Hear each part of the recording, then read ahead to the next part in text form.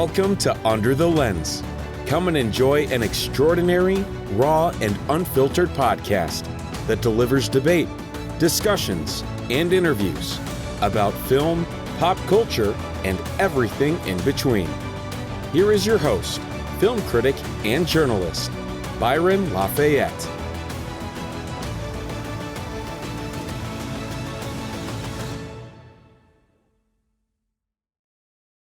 Welcome to Under the Lens. Today I have as my guest Jacqueline Keeler, a journalist and author of the book Standoff, Standing Rock, The Bundy Movement, and the American Story of Sacred Lands. She will be joining me to talk about Sacheen Littlefeather, the Native American activist who made headlines when she took the stage at the 1973 Oscars. However, Sacheen Littlefeather had a dark secret, and today on Under the Lens, Jacqueline Keeler and myself will talk about that secret, as well as the epidemic of pretendians, people who claim Native American heritage for gain, but who are not Native American themselves. It's going to be a great episode, so sit back, relax, and enjoy the show. So basically, if you don't mind, can you give me a little bit of a background, just like who you are, like, you know, some of the books you've written, you know, your profession and stuff? Yeah, my name is Jacqueline Keeler, and I am a citizen of the Navajo Nation, the Diné people, and I'm born for my father's people, the Yankton Sioux people, the Yankton Dakota of South Dakota, and I don't know if there's any Diné people who listen to this, but I am Aikia Ani Nishle. My clan is Towering House, and I am, of course, born for the Yankton Dakota and Doshiche Hashkanzo Doshanelli Yankton Dakota. And so but yeah, I'm a journalist. I live here in Oregon, in the United States, and I am I've been covering this issue of pretendianism for quite a while. I think I published my first article about in 2015, covering Susan Taft-Reed, that was carried in Indian Country Day in the Daily Beast. And but I'm an author as well. My book came out last year, Standing Rock, and it looks at sort of 2016 when I covered the Bundy takeover of the Malheur Wildlife Refuge here in Oregon, and I ended the year at Standing Rock, which is where my great grandmother was raised, and her parents worked there for 40 years.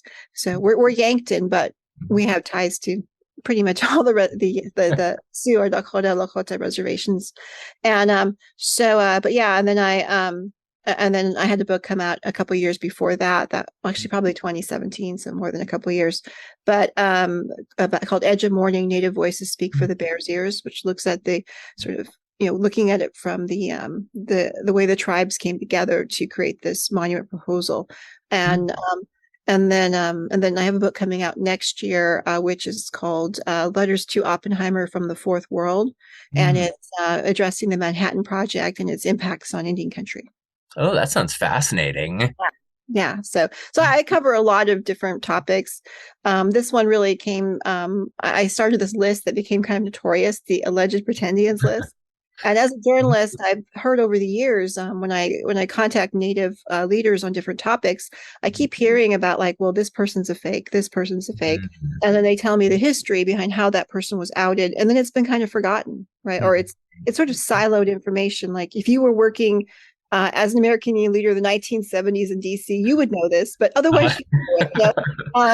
So the list is sort of it's not something I just made up. This is the work of generations of Native people, and often they paid with their careers to out these people and have been forgotten, you know, and have lost a lot out of it. And any country forgets. I mean, one example would be Roxanne Dunbar Ortiz, who presently has the best-selling book in Native Studies, Indigenous Peoples' History of the United States.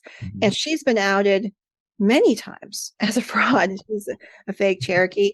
And, you know, she opens her book with her author statement in the very first paragraphs. My mother was, I'm so ashamed of being Cherokee, she drank herself to death. So they have these very negative, stereotypical stories that basically are meant to prevent any questions, right? They just hit you in the face and you're like, well, I can't ask any questions. They don't want people digging too deep. Yes, yeah. So they kind of whack you in the face first and stun you. And then she was actually called out on that actually last October on C-SPAN. She was promoting a book, and the host, he's white, but he'd heard about the issue, and he said, he asked her if she was Native American. At this point, she's denying it now. And he was like, well, in your book here, and he read it out to her, and she just looked Uh-huh. stone-faced, like she didn't know. She didn't know And what to do. yeah, yeah, but she was outed by Suzanne Harjo, a very well-known Cheyenne and Muskogee leader. She's the one that led the fight against the Redskins, you know. Mhm. And she was the one who first outed Suzanne. Suzanne Harjo outed Roxanne Dunbar Ortiz back in the 1970s, right? And in fact, Uh-huh. Suzanne was a bit upset at me for putting Roxanne on the alleged pretendians list, because she's like, she's not alleged. I proved it. She is a pretendian. Uh-huh. And then in the 1980s, she was outed again in Akwesasne Notes, which is sort of the premier Native paper during the movement years in the 70s and 80s in the Mhm. United States, and by Hank Adams, who was a Lakota activist and leader. He was very active here in the Pacific Northwest with the Fishins in the 50s and 60s. Mhm. Very respected. He outed her in the 80s. And then again in the 90s, she was outed in Indian Country Today in a series on pretendians done by Ava Little Eagle, a Lakota journalist. And presently she's the publisher of the Teton Times on the Standing Rock Sioux Reservation. So she was been, but somehow, in 2020, you have these millennial Native grad students writing papers with her on Marxism, indigenous Marxism. They didn't get the message. I'm like, how could you get a PhD and not know she's a fake? You know what I mean? So it just shows Exactly. how this information is not generally known, even though a lot of Indian people, have done a lot of work on it. Mhm. And so I put this list together, and it commemorates the work of so many Native people. Some of these people were disproven in court. Mhm. The genealogies were presented in the court of law, and they were found to not be Native. I mean, many of them, these are definitive already, but so we had 200 initially. We froze it at 200, Mhm. and people keep sending us more. We have like 1,000 more people want us to research, but Wow. Uh-huh. we stick to the United States, or Mhm. if they are people from whose ancestry is in other countries like Canada or Mexico, contiguous countries, we only deal with it if they are claiming to be American Indian. They are Mhm. speaking which is a political and legal status here in the United States, right? Mhm. And it's not just descent. It's not just race. It's not DNA. It's a political thing. Mhm. We're nations. We're nationalities. You have to be a citizen to claim these things, and otherwise you're not subject to Indian federal law. Your Mhm. family has never endured any of the federal Mhm. policies against your people, and Mhm. you don't have American Indians, Native Americans have a land base. The homelands that are under occupation by the most powerful country in the world, and whose homelands constitute the lower 48 states of the United States. That's the definition. If you don't meet that definition, don't call Mhm. yourself American Indian, Native American, or don't confuse it by saying indigenous. Be specific. My family is from here. Our Mhm. relationship was to this colonial government, if Mhm. it's Canada or Mexico, because it's a completely different set of experiences. And to sort of lean in and sort of claim another identity Mhm. is a form of appropriation and erasure, because Mhm. you have Sacheen Littlefeather saying, I'm the first Native American woman to be on stage at the Oscars. Well, that hasn't happened yet, actually. It's been 50, she claims it happened 50 years ago, but no, we're still waiting. So we have these false sense of having achieved things when we have pretendians taking those roles. Or, I mean, technically we haven't even had an American Indian Native American woman at the Emmys, right? Those were First Yeah. Nation Canadian women, and Mhm. so that hasn't happened either. So so we need to actually know how we're doing, and we don't need these people falsely claiming things like we're actually achieving anything, when really what's happening is that people who are play acting us Mhm. are having more success. And I think that because they lack the trauma directly tied to the US colonial experience, they are more attractive to US white Mhm. decision makers. Mhm. There's no kind of weirdness about it. They can choose It's someone who, safer. yeah, it's either completely fake, or it's basically trauma adjacent. A Yeah.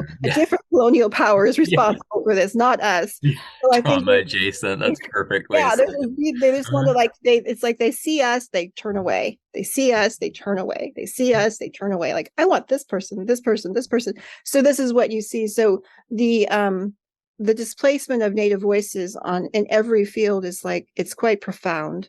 Mhm. The pervasiveness of fraud is really extraordinary. I mean, a local university here in Portland, we looked at their three of their indigenous faculty, and they were all fakes. Wow. And Uh-huh. I get messages all the time from students who have to take their classes, Mhm. have to sit there and just nod their heads because they need the A and they need the Mhm. recommendation and just get along, but this is a form of abuse, you Oh. know. And so the pretendingism is not a victimless crime. It's not something we should feel flattered about. It's quite aggressive. Mhm. And when I was talking to a lot of these Native American professors, they would tell me that like, oh, we've been trying to fight the appointment of this pretendian who we Mhm. know is not native. But now we're being told by the deans that we're racist. Oh my gosh. Yeah. Oh. And so there's this real resistance to checking, and they're quoting federal laws like the Equal Employment Opportunity Act.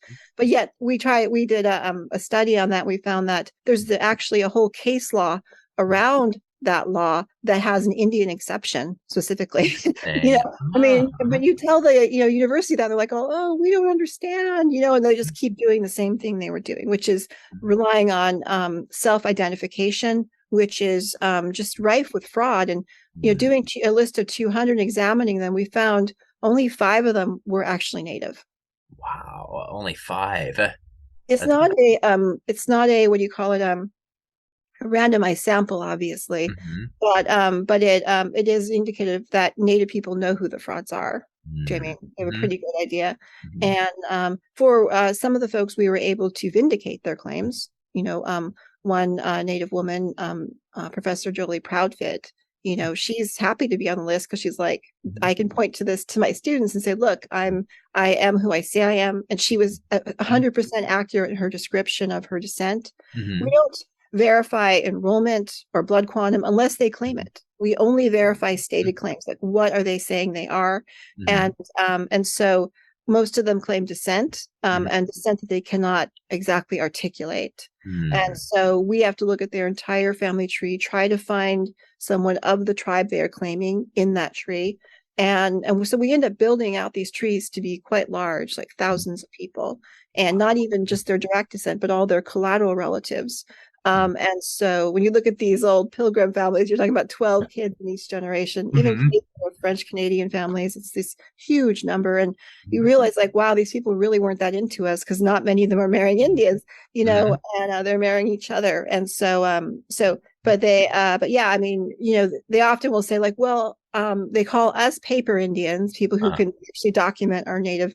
I mean, my grandparents were traditional Navajos who only spoke Navajo. They didn't speak English. wow. I don't think that's paper, but to them, that's a paper Indian. It's not a real Indian. They're the real Indians because their entire white family trees shows that they refuse to collaborate with the oppressor by actually getting Mhm. documented as Indians. This is really how far they've taken the argument. Like, the Uh-huh. more proof you have, the more Indian you are, right? Mhm. And so we look at and sometimes it feels like going through these massive white family pretendian trees that we're Mhm. trying to turn a white family Indian by finding that one grandmother The in one. the tree. Uh, And yeah, and so it's like, yeah, so we do that, and they don't like it because they're used to just swanning in, kind of cribbing notes about how to be Indian from what reading social media, or cutting pasting, diacritic marked, traditional names for themselves, all mhm. these things, and they can decorate their Twitter bio with it and create a whole persona. And then Mhm. you have millions of Americans who have the eye on, they want to keep that door open to eventually race shifting. Right? Mhm. So they're all like cheering it on, and just, but it's we're really outnumbered in this. I mean, the Kellogg Foundation did a study, a $2.5 million study in 2017, interviewing white people. This was Mhm. around the time of the mascot issue, Mhm. and after Standing Rock. And what they found was that something like 30% of white Americans in this country think they are of Native descent, Oh wow. 30%? like 75 million people. Wow. Yeah. Uh-huh. And so it's a lot of people thinking they're of Native descent. And then how many of them are going to box check based on Mhm. that? How many of them are going to do more, like put it on the resume, right? Mhm. How many of them are going to apply for scholarships and stuff for Native Americans? Mhm. All these things. And so it can, when you have 75 million people who believe something and who might do something for self-gain, Mhm. I think it's sort of a harmless endeavor, and why, it's kind of unfair anyway that Indians get these Mhm. preferential treatment and stuff like that. Um, then then it is an enormous number of people. And then you have folks like Sacheen, and her sisters told me, I think it's quoted in the article that basically she felt like that being Marie Cruz, Mexican American descent was just not as special or interesting as being American Interesting. Indian. So she didn't like her own background, so it was wanting to take on something else. Yes, yeah, she would I mean, her mother was white and of German Dutch descent. Mhm. They're actually descended from some of the original Dutch colonists that from old New York, New Oh. Amsterdam. Hmm. Yeah, her family were Dutch nobility who came over here and basically settled Brooklyn, right? Ah, that's interesting. So, That's like on my mom's side was not the nobility side, but yeah, from the Dutch settlers that came over. yes, and more recent, her great grandmother Hmm. was born in the Hmm. Netherlands, so even more recent immigrant from the same place. And so, but that wasn't interesting enough to her, so she wanted to be Indian, and one of the things I did with tracking down her claims, to ascertain what are her stated claims, is I went through hundreds of interviews with her over the years. I mean, I think when I did the first search of all the interviews done with her over 50 years, it was something like 1,800 interviews. Wow. I mean, she ends up being blackballed. I think that's hardly being blackballed. No, it's But kind of the other end. Yeah, but yeah, so I went through wow. them. We also transcribed audio and video interviews with her, so we can get the written account of what she was claiming. And when I put that report together, and it's on my Substack, and I had originally shared it with the sisters, they contacted me just a week and a half ago, Mhm. not very long ago, and I shared that with them, and they were just like, well, they were upset because when you have a family member, and she was diagnosed as mentally ill with schizophrenia and bipolar. When you're dealing with a family member who is mentally ill and is saying lies about your parents, right? I mean, her father was not only not Apache, but he was not an alcoholic. He didn't drink at Wow. all. Hmm. Yeah, and so she was basically had appropriated his childhood story as her own. Oh, interesting. Yeah. Oh, that's And yeah, he that's was the one who fascinating. had the alcoholic father, or their grandfather, George Cruz. He was the one that was orphaned. His mother died when she was like 20, I mean, very young, 22. And then he was the one that ended up in foster homes or living with relatives. So that's his story, right? And then at 9 years old, he got meningitis and lost his hearing, right? But Oh, still, sad. he managed to build a business. He built their home and also his in-laws' home, which was right next door. They Mhm. bought a plot of land in Salinas, which is John Steinbeck country, Uh-huh. and so on Camino Real he built two houses, and the sisters showed me photos. They weren't shacks. They had like the normal houses, like, well, at the time period, like a 3-bedroom, 1-bath ranch type Mhm. house. And then he built their saddlery shop in front of it on the main Mhm. road. So sorry. Uh-huh. And so they so he so yeah, so that was he did all that. And Mhm. so and then they built their business together, him and his wife. He was a Spanish saddle maker, which Mhm. was even then a dying art. You can see articles in the 40s written about him as a young man where they're extolling the fact that he's continuing this tradition, right? Mhm. And then his wife was a leather stamper, very very talented leather stamper, and so their saddles today go for like $35,000. Oh, wow. Uh-huh. Art made by this couple. And to me, that their story is way more interesting Mhm. because, first of all, they were, a Mexican American man and a white woman in the Mhm. 40s, 50s, and 60s. Yes. Uh-huh. Kind of before the civil rights movement, they made a life for themselves. The Mhm. sisters said they were fairly well accepted in Salinas. I mean, it's Mhm. already a multicultural community from the get Mhm. go, and then they worked together as a family to help each other.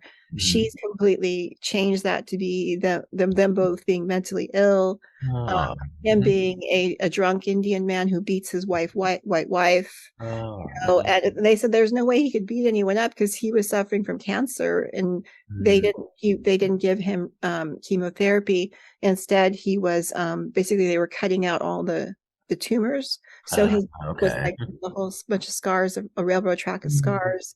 They even Mhm. removed 2 of his ribs.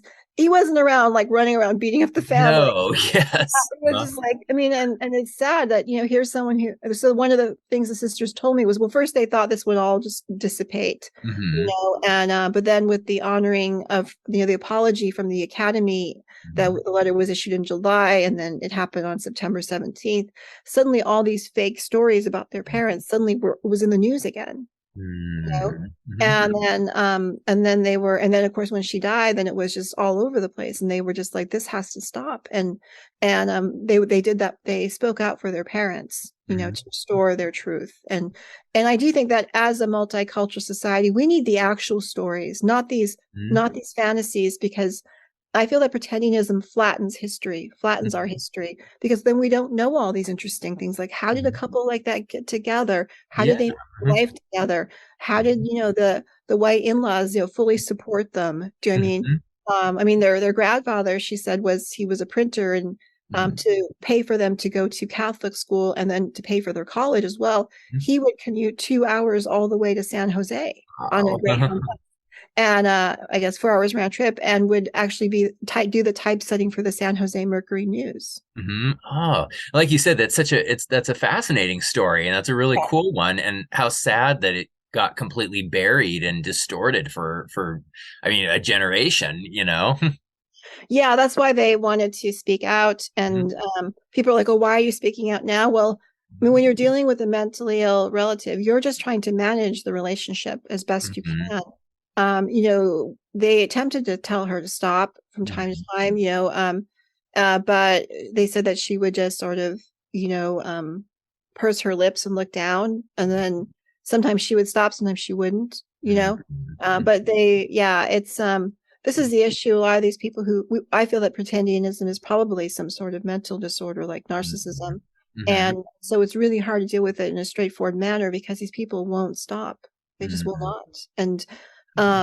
And so yeah, the sisters felt that it was probably some kind of, well, they felt like she had three personalities. Like, Oh, I was wow. asking them, like, was it like, was she like Blanche Du Bois in A Streetcar Named Desire?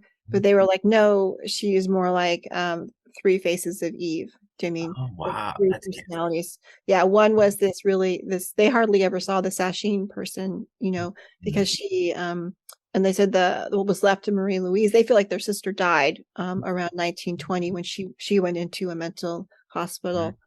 She attempted to attack her room. Well, Roz claims that she attempted to attack her college roommate with a knife at wow. San Jose State. And then the other girls in the dorm had to overpower her and wrap her up in a blanket. How And sad. then the authorities came, and then they put her in a straitjacket and took her to Agnew State Hospital, which was a mental asylum. Mhm. And so she was there for a year. It was after she got out of the mental asylum that she created the character of Sacheen. And Mhm. so to have our issue sort of in the grasp of a person like this, who's Mhm. in the grasp of a condition, is really not helpful. No. And Native people have also been contacting me, telling me ways in which she took credit for the work of actual Native people. Yeah, because Yeah. I saw in the article how it mentioned that she was always talking about like being at like the Alcatraz Yes. event, but then she actually wasn't there. A lot of the organizers of it said she wasn't there. Yes, yeah, Dr. Warjack, she was the president of the Native Students Organization at Berkeley at the time. She's the one that was one of she was part of the first group that led the takeover of the island, and Mhm. and she was there every day for 18 months. Mhm. You'd have to live on the rock that long. And Get to know everybody who was there. yes, and they had a Mhm. sign-in, process for, their own safety. Mhm. So you can actually look up the sign-in logs online. Mhm. They published there online. And so, yeah, she's not in it. She never came. Mhm. Yet she built a whole story about it. She was associated with a Native family in the Bay Area called the Nordwalls, and they were banished from Alcatraz because they tended to sort of do PR stunts, try to use Native people for PR stunts, and so they weren't allowed to come on the island. I think they did. He did come on once and gave a Thanksgiving kind of reading Mhm. at Nordwall, but generally speaking, they weren't allowed. So the family she was kind of doing stuff with, which we saw in the newspaper, the local Bay Area newspapers, from 1971 or so. They started really reporting on her activities, as a model, and she comes out right out of the gate. Like, I think it's in the report on Substack, but in March 1973, declaring that she is, 1971, maybe even January 1971, saying that she is White Mountain Apache. And I was surprised at that, because I thought that she would kind of start with Apache and then find an actual tribe to sort of, but she started immediately with a federally recognized tribe. And Well, yeah, and because from what I've read over the years with White Mountain, it's very like to be a member of that tribe, it's much more difficult, from what I've read. They have a very distinct history, and yeah. I saw an interview she did in 1976 at a local show, and a TV show in the Bay Area. And she, one of the things that the Chronicle editors really liked was the fact that it was such a San Francisco story. And she, and there she's claiming that that her Cruz family, that it wasn't from Mexico, the name wasn't Spanish, that it was just assigned to them on the reservation. Just explicitly giving a false story about her Spanish name, and how, like, and she was like, even our president or chairman or whatever the tribe, he has the name Lupe. But then I spoke to White Mountain Apache people. They viewed the video and they were like, first of all, she was comparing the Apache situation historically to that of the Pueblos and the California Indian Mission folks, right? But see, Apaches and Navajos, and we're very closely related tribes. We still speak the same language pretty much, and we were not easy to pin down, because we were sort of maybe pastoral would be the right word, not nomadic. We were, and so it was easier for us to stay out of the clutches of the Spanish. With the pueblos like Acoma and stuff like that, they were very discreet places that could be occupied, and then the people forced to be Catholic and stuff like that, and given new names. That wasn't the case for Navajos, and not for Apaches either. And and she also mispronounced their chairman's name. It was Lupe, not Lupe. So they were like, yeah, this isn't right at all. We never got Spanish names like that. And he asked her, like, was it from intermarriage? And she says no. And they're like, no, yeah, it was from intermarriage later on. It's like, I mean, Navajos, we have a clan. We actually sort of captured some Spaniards and Mexicans and made them tribal members. And they did that too. Navajos were sold into slavery by Mexicans, stuff like that.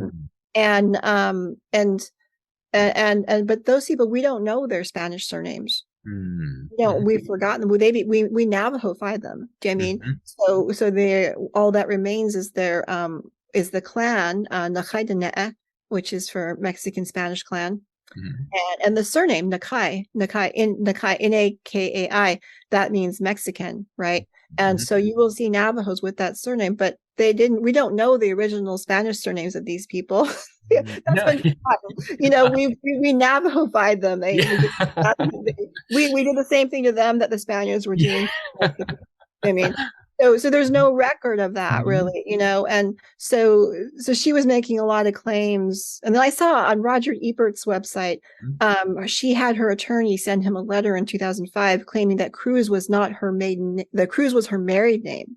Which is completely false. Her married name was Rubio, and her maiden name was Cruz. So she was really trying to push different stories and misrepresent the situation. And her sisters feel like she would never talk about them because they refused to play along. She wanted them to dress up in Indian outfits and go to powwows with her and stuff, and sort of, bolster her story, but they refused to do it. And they felt like it was insulting to tribes to do something like that. And so when the New York Times obituary was written on October 3rd, the writer didn't bother to contact the sisters. He didn't even know they existed. The only family member listed was a woman named Kalina Lawrence, who claimed to be her niece. And you know, in Native American movement circles, people do tend to will call each other by different relation names that aren't based on blood, you know, and but adoption sort of. But she didn't clarify that in the articles or in the Washington Post. She's like, I'm her niece, you know, with no. So the sisters were quite taken aback by that, you know, because they don't have any children. There are no nieces in the family. It's just the three sisters. There's no one else, right? And I mean, they have relatives, like they have relatives, but they're you know, they're not they yeah, that's another story. But anyway, they don't really know them very well. And Rosalind she's been trying to contact journalists since 2007. So this idea that they didn't say anything for so long is the journalists just weren't listening. You know, they were trying to get the story out. Yes, they were being blown off, right? And so she did finally manage to get to talk to the reporter who wrote the obituary in the New York Times, and he wouldn't listen to her claims that they were not Apache, but he did include her name and her sister's name as you know, surviving family members, right? So he believed that they were family members, but he didn't believe the claim that maybe you know, she's not who she claimed to be. Yeah, I mean, the first line of the obituary was like, the Apache Yaqui you know, activist and actress, you know, just right out front. And she didn't start claiming Yaqui until the 1990s. Kind of added on there. And I learned more about the Yaquis. My goal was to basically my remit was to confirm her claim to be American Indian, Native American, which would not include indigenous identity or experiences in Mexico, right? But I looked at it a bit anyway in Sonora, and I consulted a Yaqui historian, and also he did his doctoral thesis on Yaqui history and in Sonora, and then also a SUNY professor whose specialty is California Indians and Sonoran Indians. And I mapped out where her family, all the documentation where they had been born and baptized using, you know, Catholic records in Mexico. Her grandmother's brothers, the Ibarra men's military draft registration cards from World War I and World War II, where they put their birth location on there. When they made a map of it, and I showed it to them, and those were not Yaqui communities. They were in a different part of Sonora. They were Pima and Tohono O'odham, or we call the federally recognized tribe in Arizona is Tohono O'odham, but the name is O'odham. It used to be Papago, but that's kind of derogatory. It means like potato eater in Spanish or something. And so that's that part of Sonora they were in. But they also said that these were the communities that they were living in were not Native communities. These are communities where Native people would have been a minority. And people are often thinking that, like, mestizos, you know, this is a form of erasure of the indigenous ancestry of mestizos. You know, on average, Mexican citizens are 50% indigenous Mexican, right? That's the average. So I'm not denying that. The whole goal is like, are they members of the tribes that she's saying? Do you know what I mean? And the Yaquis have a particularly really poignant and traumatic or tragic history in Sonora. The mestizos in Mexico actually tried to commit genocide against the Yaquis. I mean, you can Google, Mexican Yaqui lynchings, and you can see photos of them lynching Yaqui people. They had laws on the books in Mexico where they would pay bounties for body parts of Yaqui people, even Yaqui women's vaginas. Wow! Oh, how sad! Yeah, and then his name, I have to look at the dictator, Porfirio Diaz. He was ruled the last 30 years or so in Mexico in the 19th century.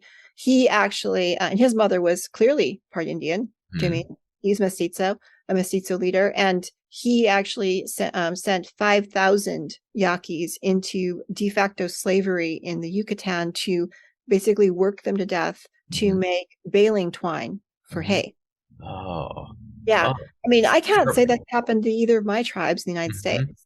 I mean, the idea that just because someone has indigenous ancestry that they are somehow politically on the same side as the Yaqui nation is in Sonora I mean, you don't know that unless we really look. Her ancestors could have been those committing those atrocities. I Yeah. mean, so it's very important to actually confirm that. I Mm-hmm. mean, a lot of assumptions are made by people who want to sort of, they're not happy being, Mexican American. They want to be Native American. And so they're trying to push, push, push. And of course, I think 50% of Los Angeles is Latinx right now. I mean, they far outnumber Native Americans in the area. They could easily push them aside to push their claims, And I mean, there's this whole movement in to sort of substitute Native American with indigenous. I mean, what is indigenous? I mean, technically, every human being is indigenous to this somehow. I imagine they're talking about a political status that is tied to a native nation that pre-existed colonialism, right? But mestizos don't pre-exist colonialism; they are the product of it. And the same with the Métis in Canada, And so the indigenous native nations political organization is based completely differently. Yeah, because I find just sometimes, from what I've seen, on online and everything, that it seems that so many people, tie, claims of Native Americanism to like identity, and they're kind of like pushing aside what you were saying earlier, that it's very much, like you said, it's nations, it was dealing with treaties, with struggles, with wars. It wasn't just about identity. This was actually, whole nations and people groups that were having issues here and having the wars and everything. And I find that so many people push that aside, and they're just like, oh, it's how I feel, or something, or how I feel I have this identity. It's opportunism. I mean, and they don't really care about us. If they did, they would want to center us, and not themselves.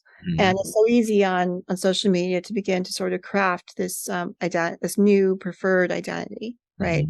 And so that's what you see millions of people doing. And they may not have made it there yet, but they're going to try to make sure that door stays open for them to walk through. And that requires self-identification, that requires not asking questions. And once you start doing that, then you will be attacked. I mean, like I mentioned, a lot of Native professionals have lost their careers over this, and they can't prove it because it was all done behind closed doors. And but of course, the record of my harassment is very, very public and very documented.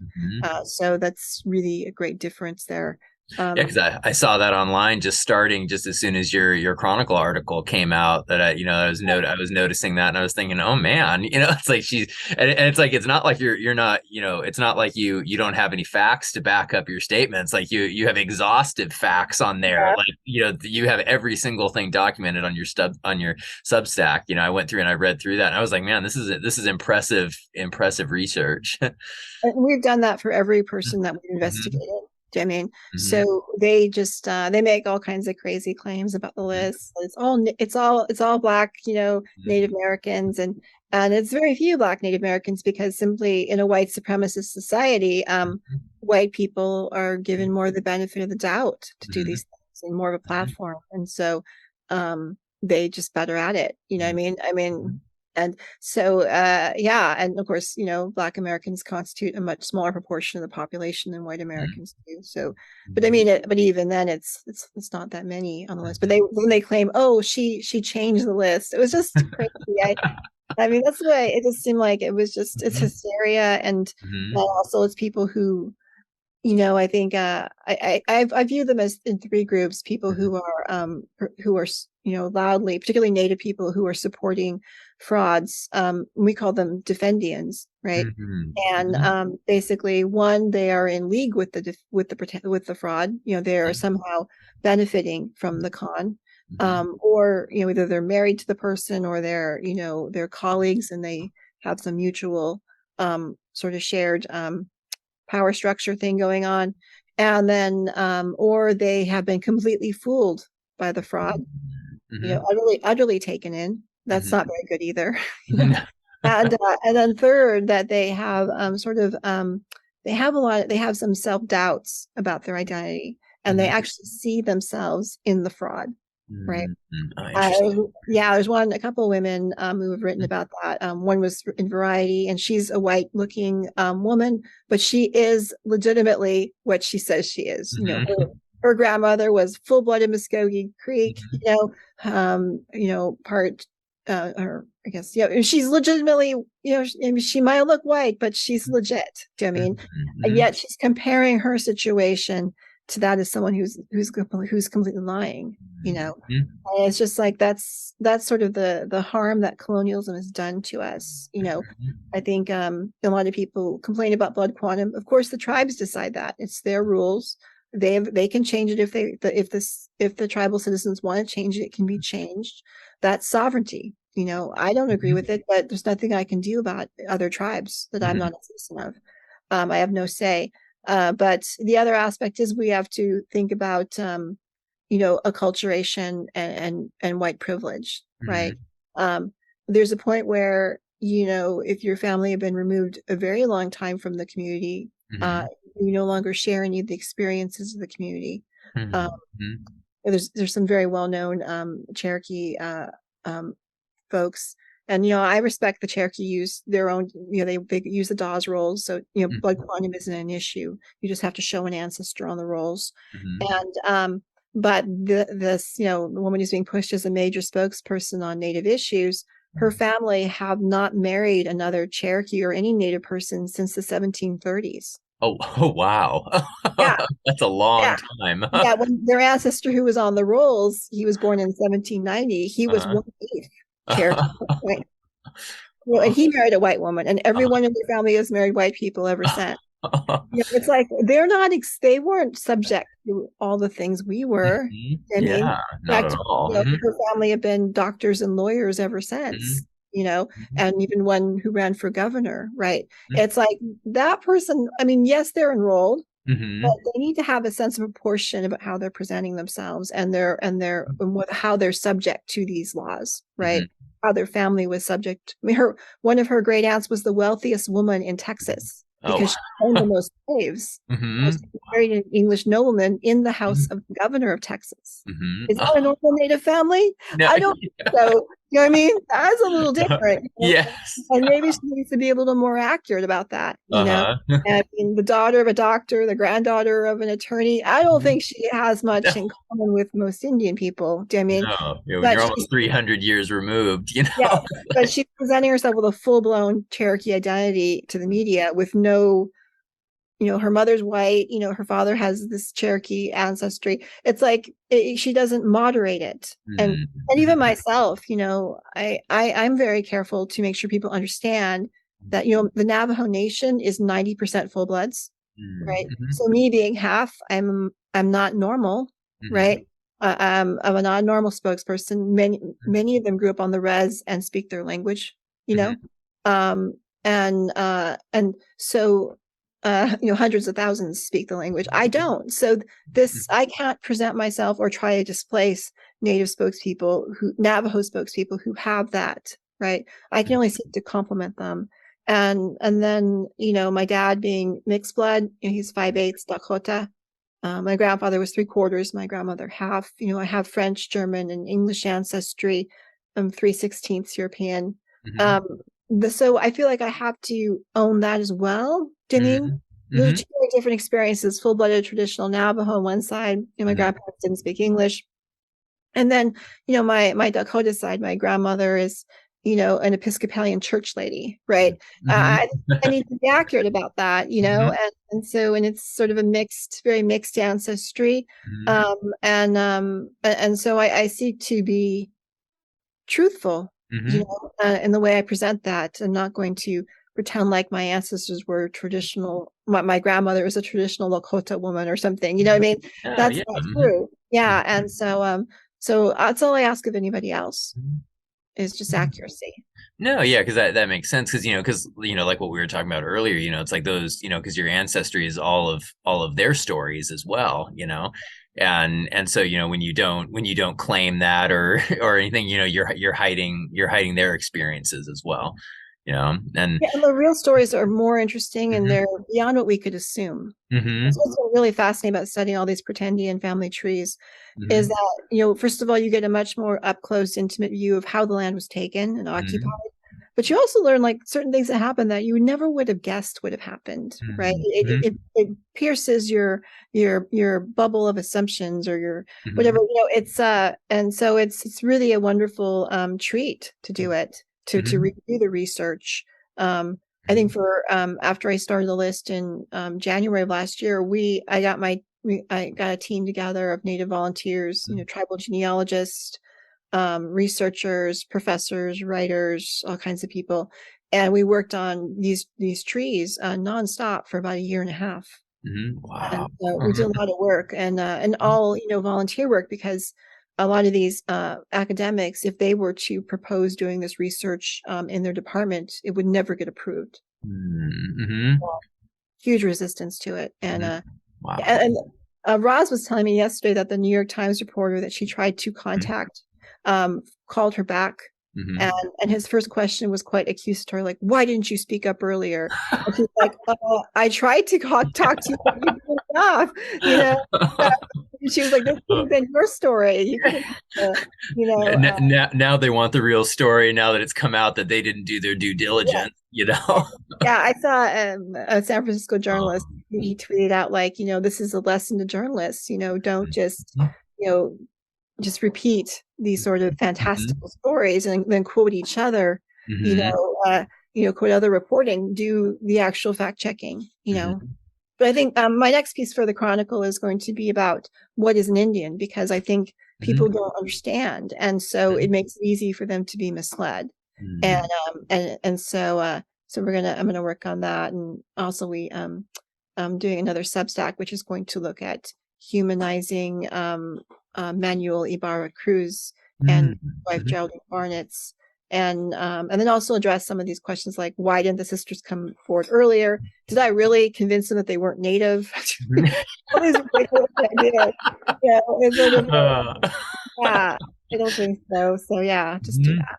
And then some of the stuff I can't do in the newspaper, I'm going to do on. So I just started my Substack. Well, I actually started it a while ago, but I just never got around to using it.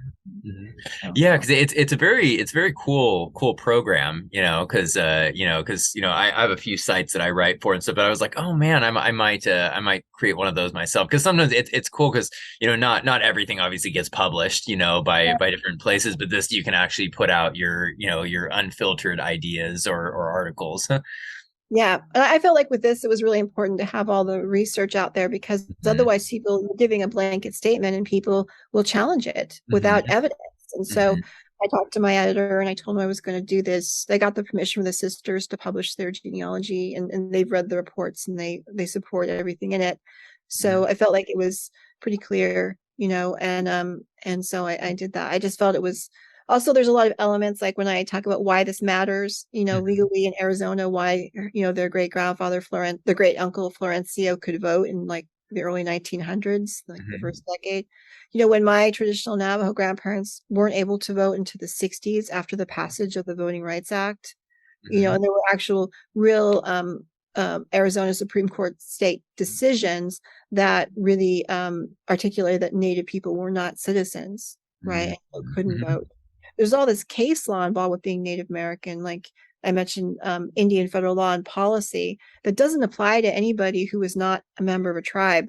And often when people are citing the trauma, like mhm, um, you know, um, boarding schools and stuff like that, that mhm. only applies to people who were tribal citizens, Jamie. Yeah. No Mhm, one else. So, like you see, sometimes Sacheen was getting there, be quoted in articles about boarding schools or ICWA, removal of children from their homes, mhm. and she'd be citing the fact that she'd be claiming her parents were both mentally ill and she had to be removed from them at 3, and was raised by her white grandparents, and her sisters are all like, that never happened. Oh. And also, our grandparents lived right next door. We were Yeah. in one household. They were saying because their mother worked in the salary shop, Mhm, the grandmother made all the dinner meals. So they would go, mhm.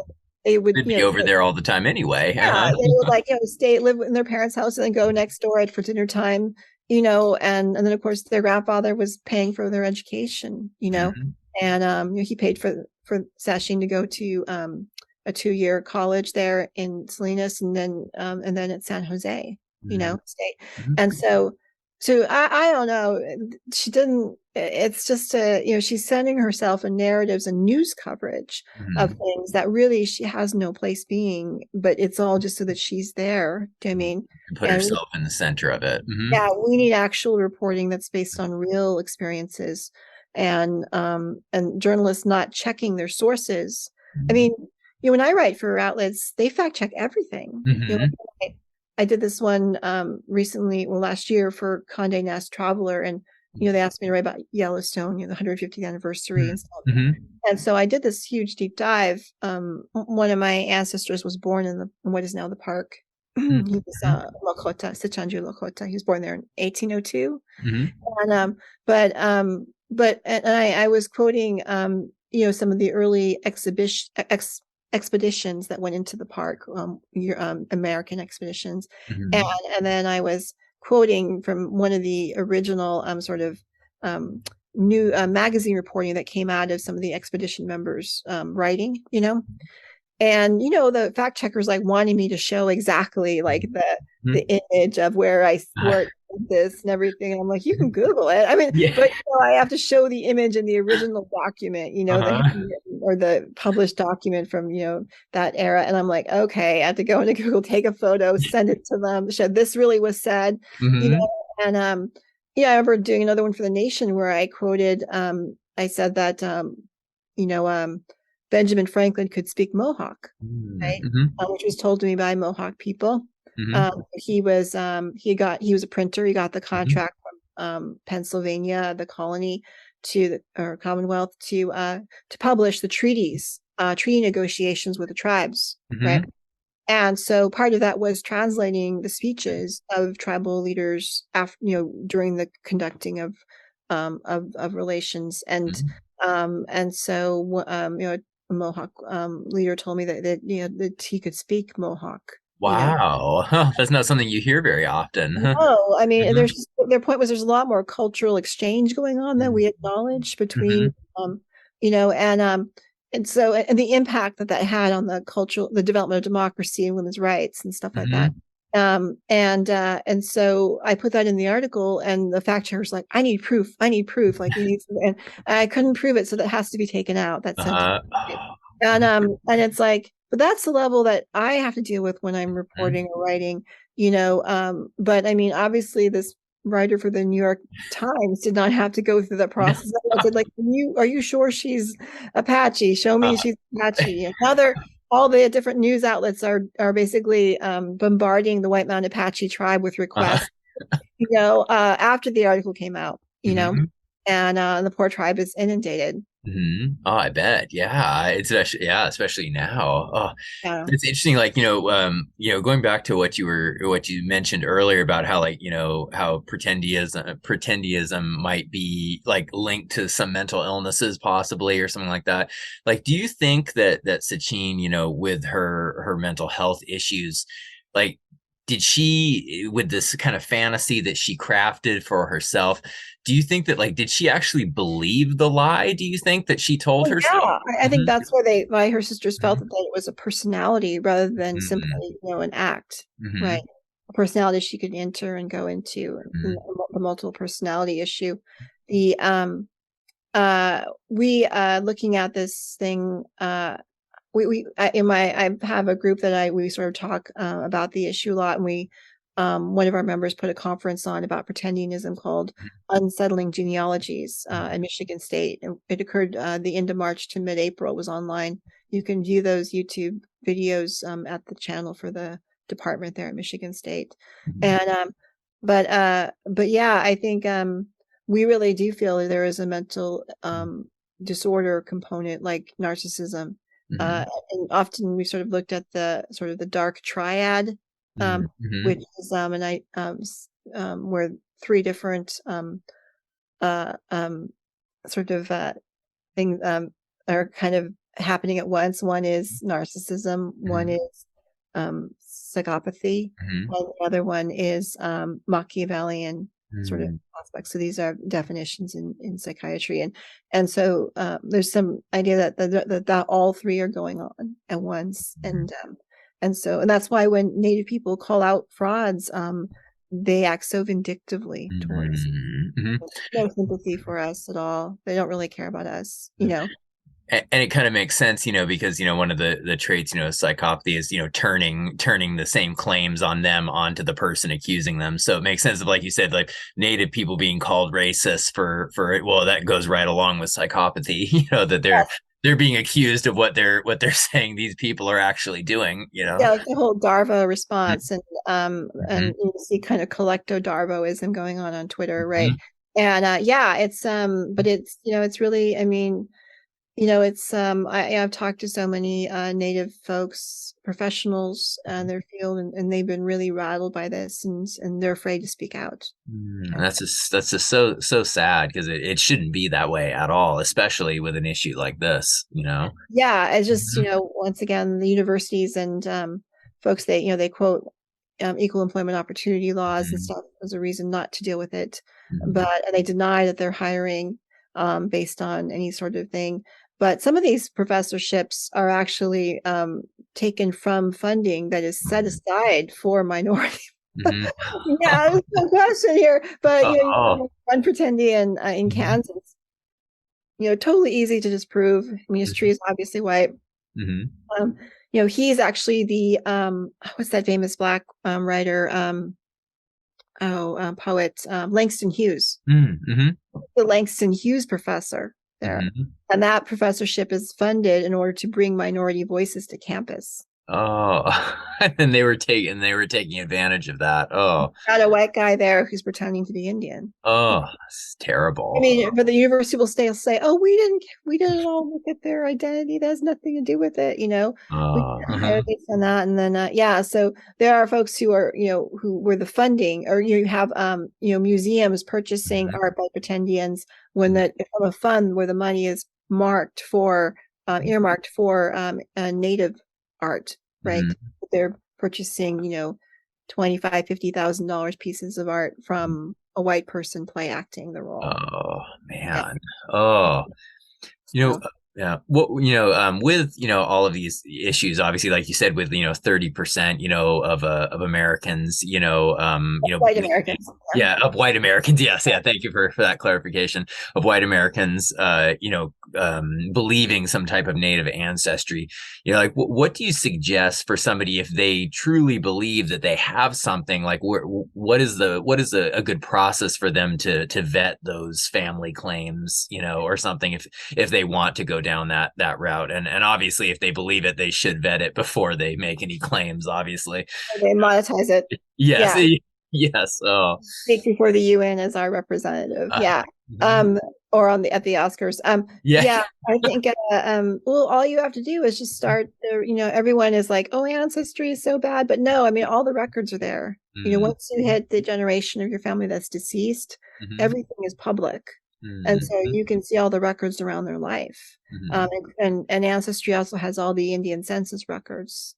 And so like when you hit a Native person who lived between the late 19th century and mid 20th century, there are so many records. A lot of the tribes had annual censuses, right? So where most Americans, you have sort of a census every 10 years, right?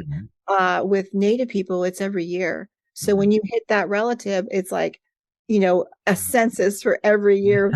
The records just pile up. And I've used that in my own family to determine the month of the death of an infant, right? I couldn't find the death records because, it's that frequent, and because a lot of the tribes were still receiving their treaty distributions. So everyone would gather once a year at, the main sort of where the federal government was based on the reservation, and they'd all come, bring their wagons, bring all their family, because every family member would get a part of the distribution. So everyone came. Everyone was there. And then went home, and then you could see where people are living in households together. If when a husband and wife got divorced or separated, you can see all that. so much documentation. The idea that we're invisible and that someone could hide out as a white person for 300 years is just completely ridiculous, and or even that, Mexican tribes don't know who their own people are is also super racist and insulting. They do know, it's not everyone Sonora is Yaqui any more than it's everyone in Oklahoma is Cherokee. Those two do not track with each other necessarily. Oh man, very good. Okay, yeah. So what would you say from your background and your journalism and stuff? What is the lesson that you would say that people should learn from this whole issue with Sacheen Littlefeather, and just this long story that everybody believed for so long, and the Academy totally embraced and everything. Like what takeaway should people get from this? I think that first of all, that Native American, American Indian, to understand what it really is. I mean, that it's not just some remote DNA. It is not just any person who's indigenous anywhere in this hemisphere. It's folks whose land is under occupation by the U.S. government, and that constitutes the lower 48 states of the U.S.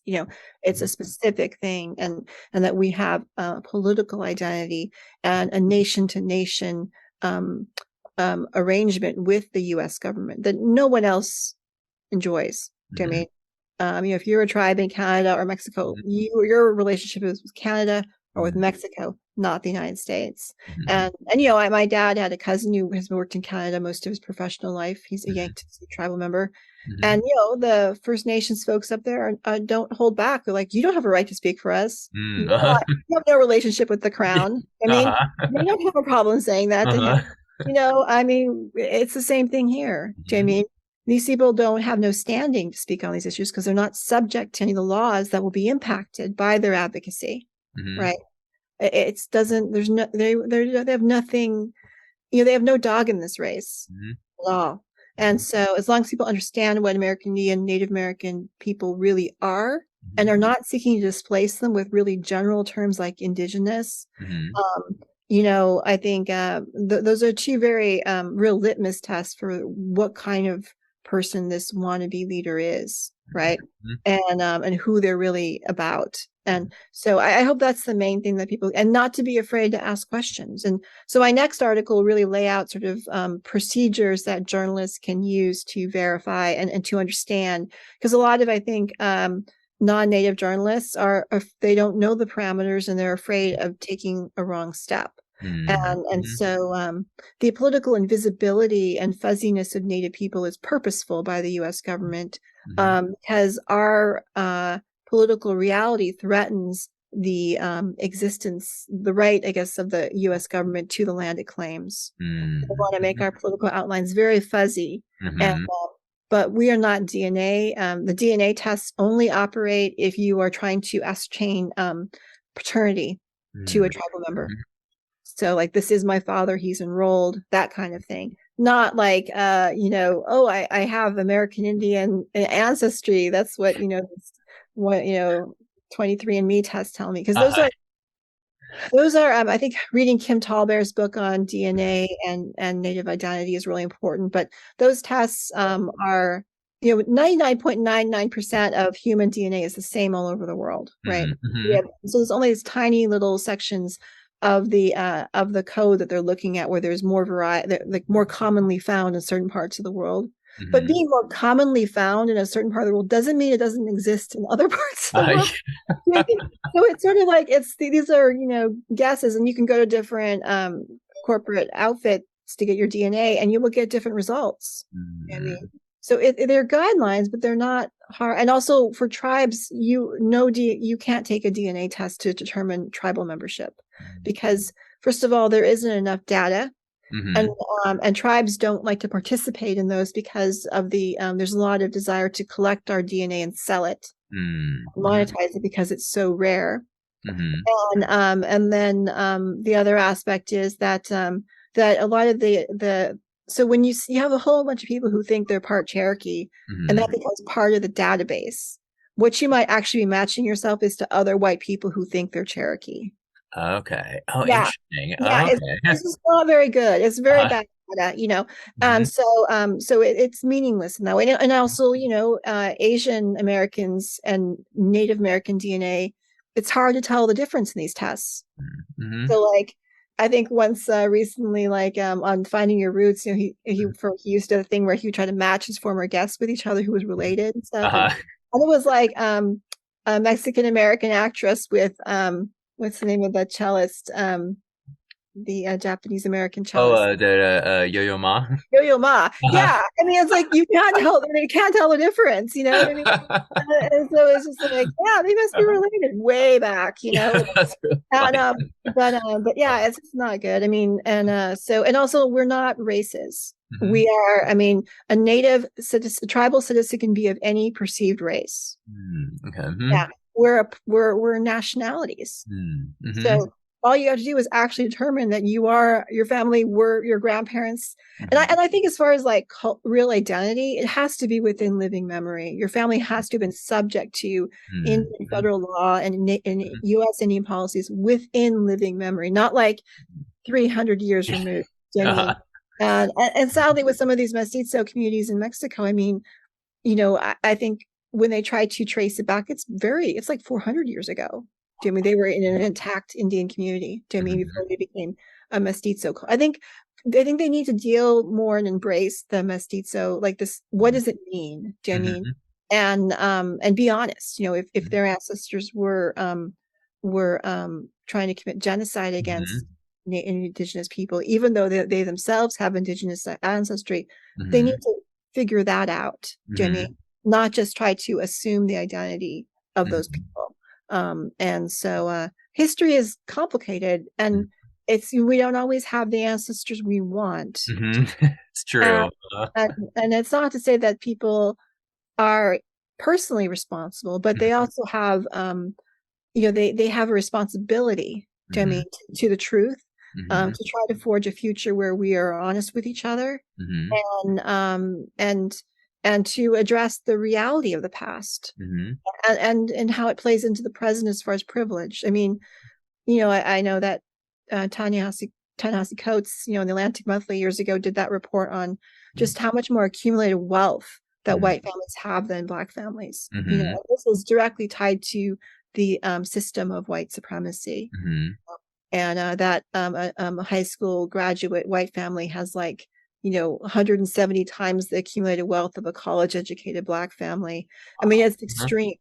Mm-hmm. And so do these people who are crying about their entirely white family trees, and they've been victims of paper genocide, and they look white and they have white privilege, do they really need to be saved as Indians? Do you know what I mean? Mm-hmm. I would say no, Mm-hmm. and that the system, institutions like universities and colleges need to stop doing that, because Mm-hmm. they've become pretendian factories.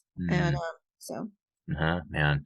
No, and I really appreciate, all the research that you do and all the information that you put out online and stuff, because I think it's a very important topic. And, and it seems, I think, with the prevalence of the internet and everything now, it works. It's a double-edged sword. You have the ability to be able to expose a lot of it, but then there's also, the people who take advantage, can use it to spread their own fantasies, just as far. yeah, and then kind of study us too, Hmm. and then begin to mimic. I do Hmm. call it also ethnic mimicry. Hmm. So yeah, it's the human brain and psychology is a really creative and fascinating thing, um, and this is one of the ways it operates. Do you know what I Hmm. mean? And I think sometimes telling these stories gives people a sense of comfort. Even if it's just a small thing, like maybe embellishing a story about someone, your family, or being Indian, that kind of thing. It plays some sort of kind of like an emotional balm or something on a person, and I understand that, but it should. I think that when it's gone this far, where it really needs to be reassessed and dealt with honestly. Yeah, I think, what was it, Elizabeth Warren was like, my grandma, my mam would never lie to me. I mean, well, I mean, was it lies if it was just a privately told tale, to your grandchild? Yeah, I mean, pretendingism is when people actually make it their career, right? Mm-hmm. They're It, monetizing. Mm-hmm. yeah, they're to build clout, to profiteer off of it, and they put it on their resume. I mean, I've mentioned this before in interviews that I have 54 first cousins, and they're all tribe enrolled in federally recognized tribes. I'd say very few of them put that they're Indian on their resume. I think just myself, because I'm a journalist, and then my cousin who serves in the Minnesota state legislature. That's it. Mm-hmm. That's all. Mm-hmm. It's just not common. Like most Native people just make their careers being a school teacher, like a school teacher. They don't put it on their resume. They're Indian. I mean, yes, some of them, my relatives live on the Navajo Nation or on the Yankton Sioux tribe, and they work for the tribe, but it's not like they're going out into the larger world going, I'm an Indian, and so that to me has a higher level of of authority and of responsibility, and you need to check it. But it's people only see the performers, right? So they think that the way they act is normal. It's not normal. Most Native people are not out there to be your Indian. They're not, dressed in big earrings with ribbon skirts, ready to give a prayer at an event. That's just not normal. Most people are just standing back going, this is interesting, and I mean, my grandfather was traditional Navajo. My mom said he had a PhD in the Navajo way. He'd been studying with medicine men since he was 5 years old. He was a hand trembler, very, very good singer. A lot of our healing ceremonies are done in the form of song. Our medicine men are called Watafli, which means singer. Singer is also a very common Navajo surname in English too. But he never went around like giving prayers to white people at events, stuff. I mean, because to them, in Navajo way, your ceremonies are for Navajo people. Our prayers are for Navajo people. They're not for anybody else. And in fact, other people are considered the enemies, right? And sharing stuff with them is quite dangerous. And I remember my mom being at a conference one time, is with the American Indian Science Engineering Society. My dad was an engineer, and a lot of his family were involved in that organization.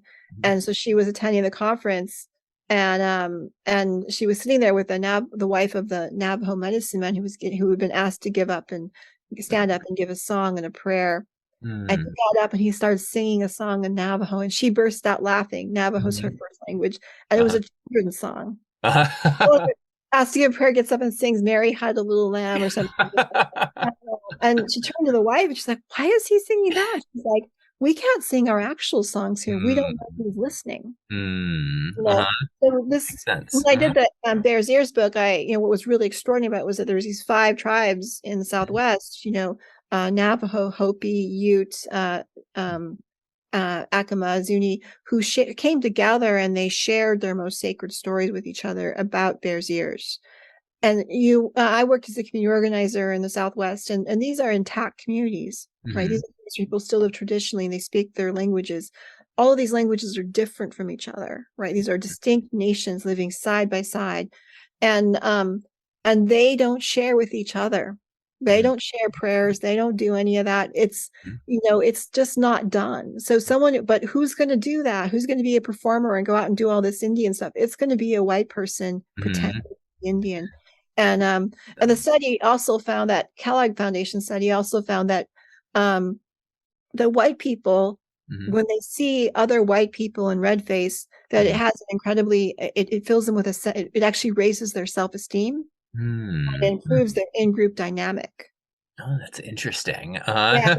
And so, and this is in direct contrast to other studies that have been done with exposing Native youth to Native mascots.